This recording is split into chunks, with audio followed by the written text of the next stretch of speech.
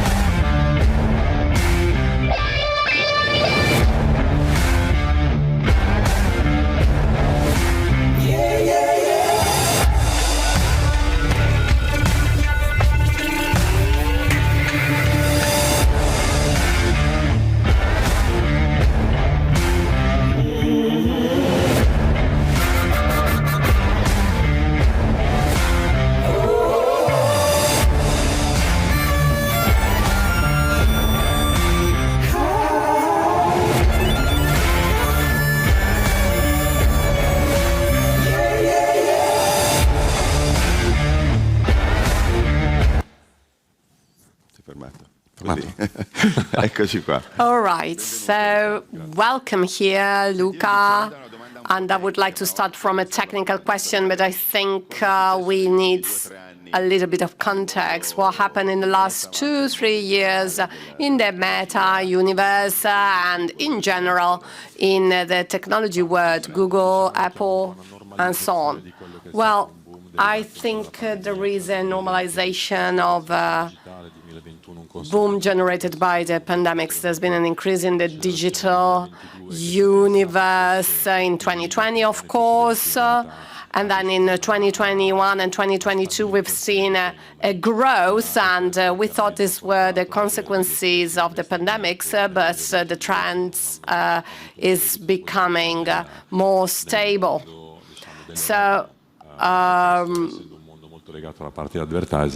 as for the revenues are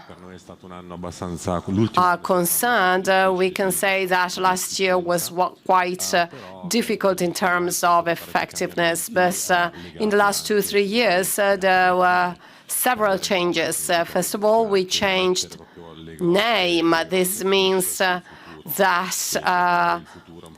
when you change name, you see future differently. You have just watched this video and you can see what we expect the world to be in the future. We've heavily invested in Metaverse. The company has changed its name into Meta because the Metaverse is what we believe in. We think that the future of the Internet will be much more immersive and interconnected and connected with people. We will probably not need our smartphones anymore. What we mean by metaverse is what you've seen in the video, wearable devices that allow you to access the Internet as you do today from a mobile phone. Today, we connect to the Internet throughout our mobile phones, devices which are 4-inch devices, and we will be freer to access the Internet, leaving our hands free. The visor, for example, which allows us to be totally immersed in a virtual reality. But you've also seen that there are solutions which allow us to be connected and see the rest of the physical world. So you're connected both with the physical world and to devices which allow you to get more information on the physical world that you're seeing.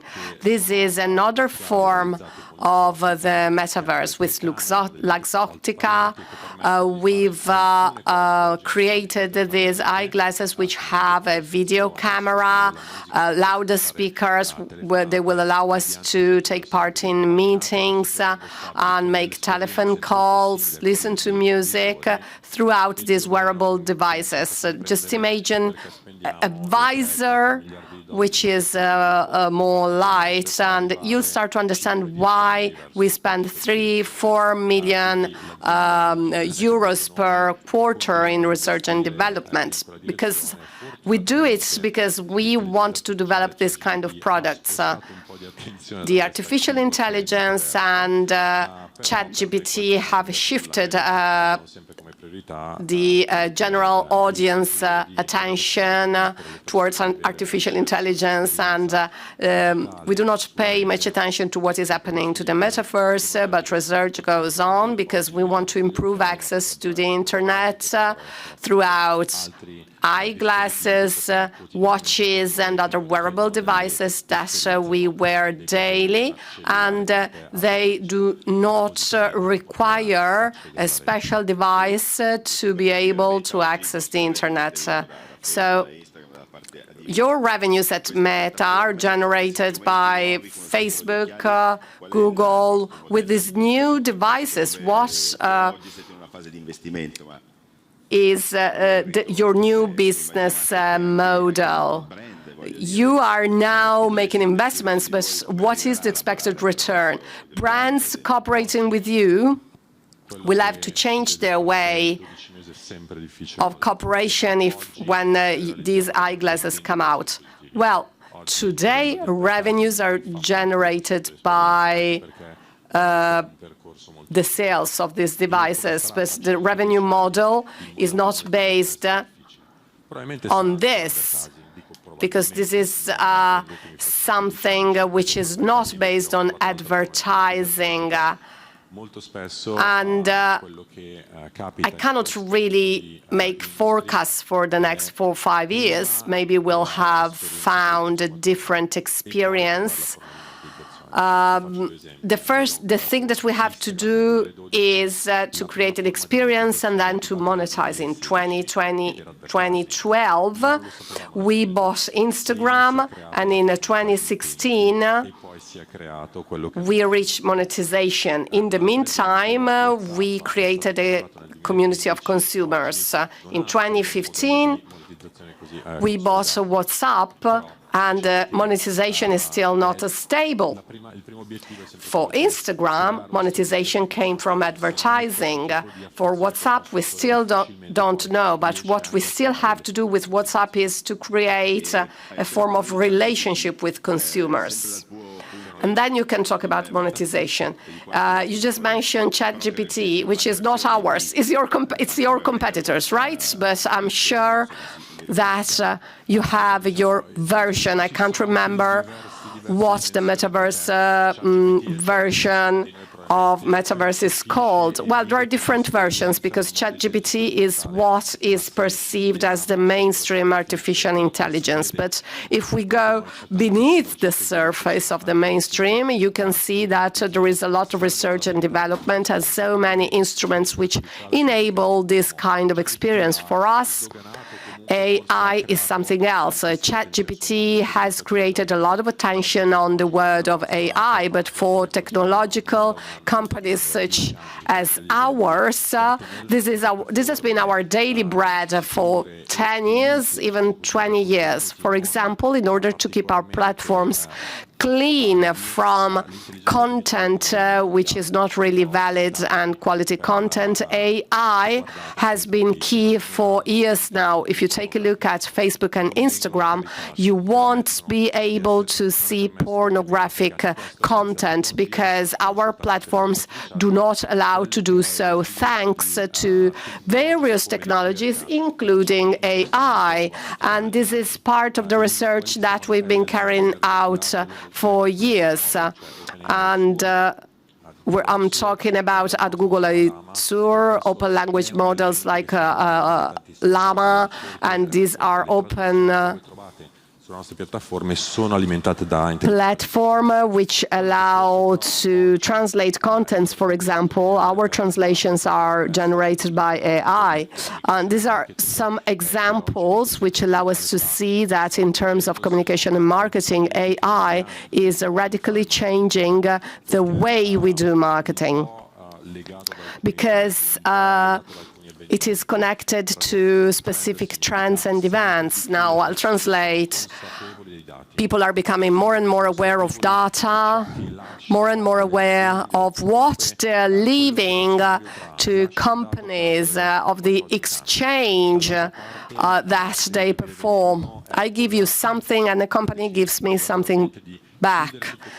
In 2020, Apple decided to stop in its operative system the exchange of information. This forced companies which thrive on advertising, like Meta, to reconstruct their advertising engines, which means how I can reach out to the consumer in order to provide a message, for example, show a video or leave another kind of content.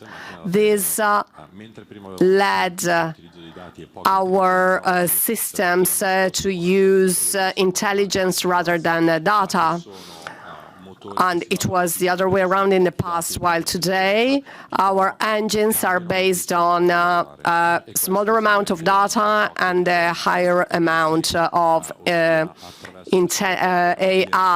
We've seen that in the last months throughout the platforms. The several million companies which cooperate with us have seen important returns of investment, and the quarterly data that you've seen are evidence of that.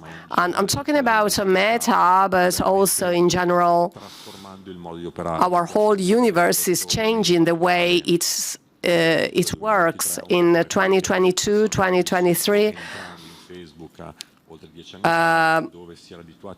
I've seen that things have changed over 10 years ago.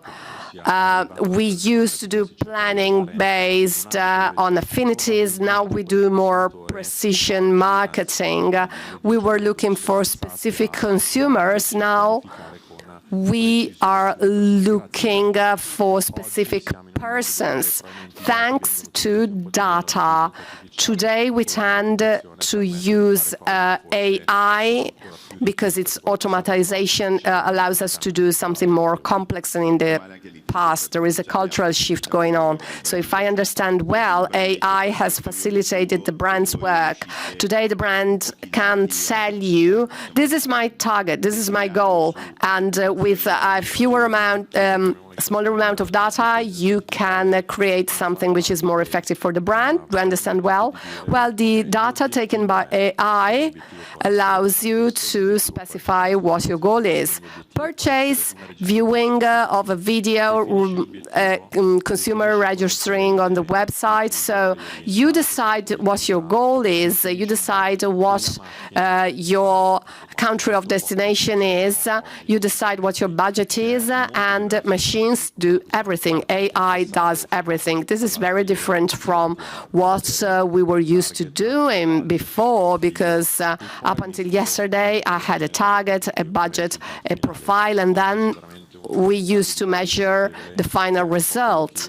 And today we are doing the opposite. 10 years ago we were working on affinity, today we're working more on precision. So in the light of what you've just said, what are the takeaway lessons for a small medium enterprise CEO in the Made in Italy universe? Now, the first point that I would like to emphasize is that we are undergoing a shift in paradigms.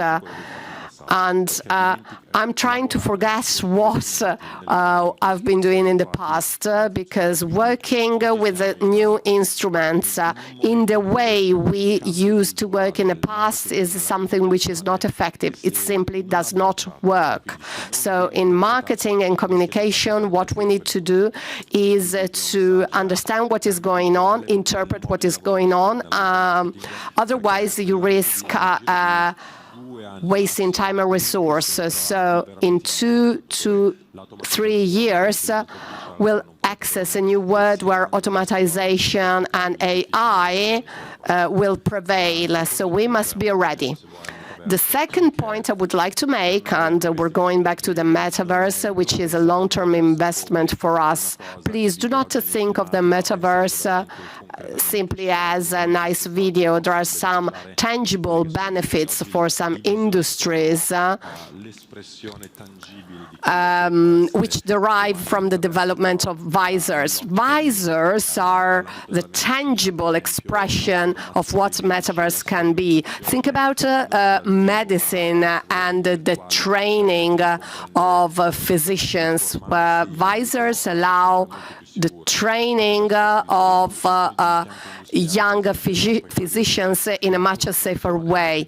Or in the industrial sector, we could